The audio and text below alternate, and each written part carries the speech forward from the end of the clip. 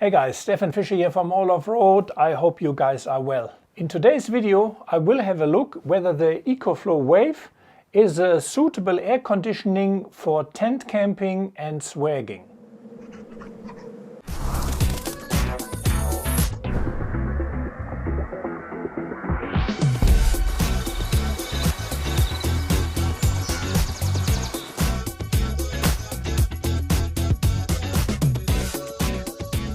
I'm not an air conditioning hater. I certainly love the air condition in my car and I wouldn't own a car without one. However, it hasn't been often that I thought somewhere in my stretcher or camping that I would need an air conditioning in my swag or tent. Everyone is different, so let's have a look whether this thing is good.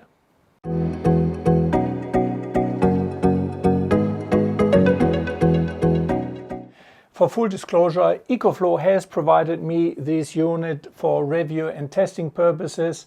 I have not paid for it. This is not a paid review and I only state my personal experience and opinion about this unit. However, I do have an affiliate link, so if after the video you want to purchase one, you could use my affiliate link and help me out, and I get a small commission for each sale. I will try to make it short and sweet. I don't know whether it's going to be sweet actually, but certainly short. So let's get quickly into the specs of the EcoFlow Wave.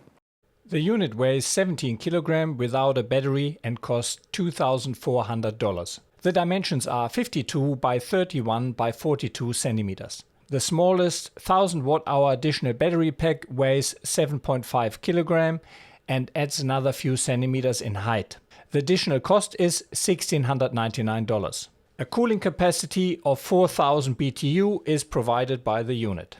It also has a built-in 200 watt MPPT solar controller. You can control the Wave via 4 buttons and a very nice round display with a dial, or via the mobile app. With the fan running at full speed, it consumes around 550 watts per hour. Every air conditioner generates water. However, the EcoFlow Wave uses a technique where it sprays the water generated by cooling over the hot condenser to evaporate it. This results in less water which needs to be drained. It has an adjustable timer, fan speed and temperature. There are also two attachments for the unit. One is for the front, with a single hose outlet if you want to run the unit outside the tent and just direct cold air inside your tent. And you also have a double shroud for the rear, so that if you run it in an enclosed space, for example a tent or a van or even a small office, you can run an intake and an outtake hose outside of your room. Overall, the unit feels pretty well made. So how have I used the unit so far? To be honest, I haven't taken it camping. Simple reason, the only time I would take the unit with me would be if I do family camping. That means I go with the kids and my lovely wife, but simply I wouldn't have any space for that unit then because we're going to be packed with the camper trailer and the car. But I did use it extensively around the house, and especially here in my home studio and little tool workshop. And that was the main reason for me to actually accept the unit when EcoFlow asked me whether I would review it, because I thought, oh, I have no aircon here in my studio and that may work for here, because I have two small rooms here. Each room is only 9 square meters. So I thought the unit should be powerful enough to cool these here down. We also use it on a very hot day. My kids have guinea pigs and they are pretty furry, so we used it in front of the guinea pigs and blow some cold air on them on one of the 36, 37 degree days. And we are still old school. We have aircon in the house, but not in the living room. And on one of that very hot days, I just put it on the coffee table while watching TV and had it blow cool air over me, and it worked very well for that. However, let's have a look whether I could use it to cool my little workshop next door down and the experiments I made there. I did quite a bit of boring testing in my well-insulated 9 square meter room, and the bottom line is that it takes quite a bit of time to cool down the room. I did not manage to achieve a more than 5-degree drop in the temperature before my 2000 Watt-hour EcoFlow Max ran out. The maximum runtime with the aircon running was 5 hours and 14 minutes on the coolest setting and with the lowest fan speed. With the highest fan speed, 2000 Watt-hours only lasted 3 hours and 20 minutes. There also is an eco mode which alternates between aircon and fan. I did not test it as it was hard enough to get the temperature to drop with the aircon. However, that may be an option for a micro room. So my conclusion, a 4000 BTU, the unit is a bit too small unless you have a very small room and it's not too hot outside. After my findings and the noise the unit makes, it's not really suitable for what I was hoping to use it for, and I will bite the bullet and get a proper air conditioning unit.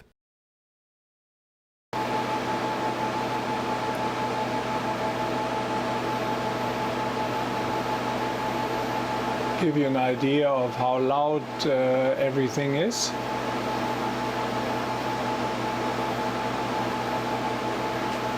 Yeah, obviously the built-in thermometer, it says here 16 degree, but that must be inside the unit at the cooling unit, because the rest of the room here is still 31 degrees, but it was at 35.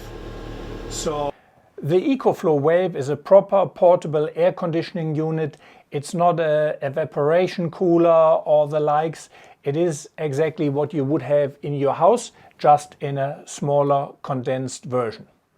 However, that also means there is gas in here, and these units don't like to be tilted or put on the side. If you tilt the unit, you're advised to wait 30 minutes in an upright position before you start using the unit.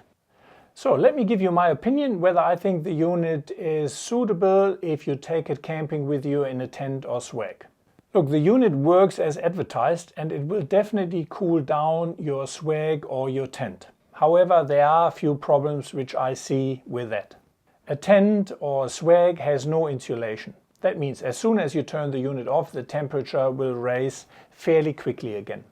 I also found the EcoFlow Wave fairly noisy. Mind you, I'm quite sensitive to noise, so I can't sleep if there is a big aircon or even a fridge or stuff like that going. So I'm probably not the best example there, but I can only say it is fairly noisy and I couldn't sleep next to it. I also think that if you use it in a caravan park or close to other people, especially at nighttime where the noise travels far more, you won't have happy neighbors around. That is my opinion. However, I think the biggest issue is still really the energy consumption, and that is just the nature of a beast with the air conditioning. As I explained previously, I couldn't run the unit for longer than 5.5 hours. However, after that 5.5 hours, my 2000 Watt-hour battery bank is completely drained. However, to charge my battery bank back up, I would need nearly 16 hours, and that is just unrealistic. So I think unless you have a big lithium bank and big solar on your trailer or on your van, I don't think that is really a long-term solution, because you just can't charge the unit fast enough and with enough power to actually provide you with 6-7 hours of runtime. According to EcoFlow, the Wave doesn't generate any water when it's running below 70% of air humidity. However, that's not what I found. Pretty much every time I had the unit run for a prolonged time, it did generate water and it needed to be drained. So that is something you need to take into account. The unit is also not water and dust proof, so I wouldn't want to have it standing outside of the tent. Inside the tent, again, you need a much bigger tent than you usually would need to position it somewhere, to run the hoses outside. So yeah, I'm not sure how suitable that really is. So for tent or swag camping, I think if this unit was half the size and would use a little less energy, I think it would be actually not bad having it with you if you need a cool night's sleep. However, at the current size, weight and battery capacity and recharge capacity you need, I don't think the unit is that well suited for tent or swag camping. It's fairly bulky, heavy and noisy. It consumes quite a bit of energy and needs a decent sized battery bank to run. In an area without insulation, you would need to run the unit continuously, as otherwise the temperature will come up very quickly again. You also will need plenty of solar and a big inverter to recharge the battery bank. I think most people would be hard pressed to run the unit energy neutral, meaning in most cases you will need around 2 to 3 hours charging for each hours of using. But in saying that, I guess it all depends on how important air conditioning is to you. At this stage, for me, the mentioned inconveniences outweigh the benefits, but you may see that different. If you do, please let me know in the comment section. So what's the unit then good for? I certainly could see a use case, for example, in a van which is insulated and not too big. It definitely would cool a van down, and given that you have insulation, it will keep it down for a bit longer. And yeah, I think that's definitely a usage case, as well as a small RV or caravan. However, you will need to have outlets for the hot air, you will need to have water drainage, and you still need a lot of battery capacity to run that unit, and then you need to have the capacity to recharge your battery after a night of use. And that is of course if the noise doesn't affect you.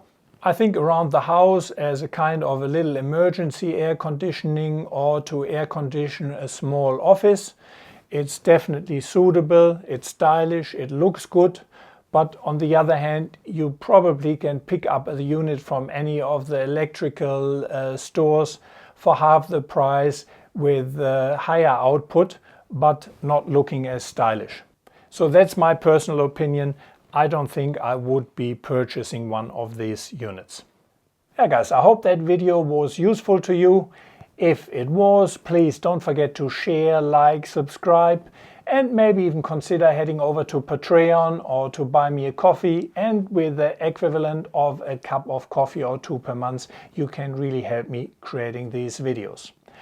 Thank you very much for watching, and I hope to see you along the tracks.